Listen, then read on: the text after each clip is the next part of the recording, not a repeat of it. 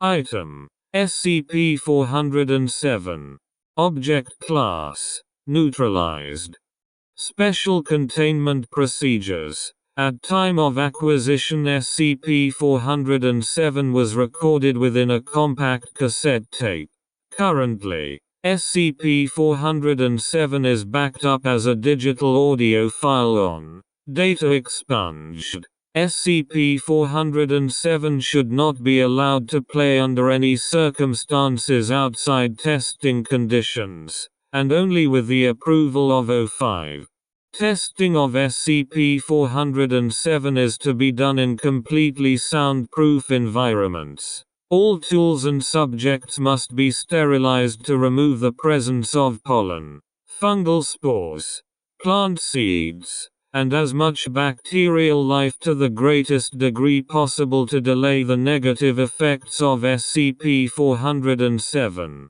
Description: SCP-407 is a song in an unidentified language, seemingly sung a cappella. The voices are thought to be human. The tape containing SCP-407 was found with one track of approximately 30 minutes duration, though the abrupt ending suggests there may be more. The song has been described by all listeners as something along the lines of soothing, glorious, and beautiful.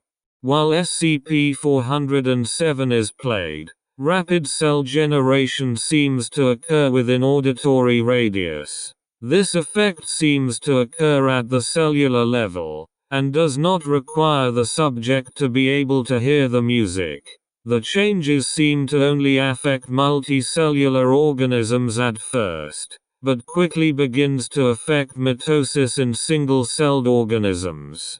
During the first minute of exposure, all multicellular life forms seem to become healthier. Subjects suffering from malnutrition, scarring, physical injury, or chronic diseases or other medical conditions seem to become healthy with only a minute of exposure to SCP-407. This has been shown to cure Alzheimer's disease, Crohn's disease, brain and spinal cord injuries, and normally fatal infections or wounds, amongst other things. Interestingly, cancer does not seem to be affected, though the subject's physical condition was still vastly improved.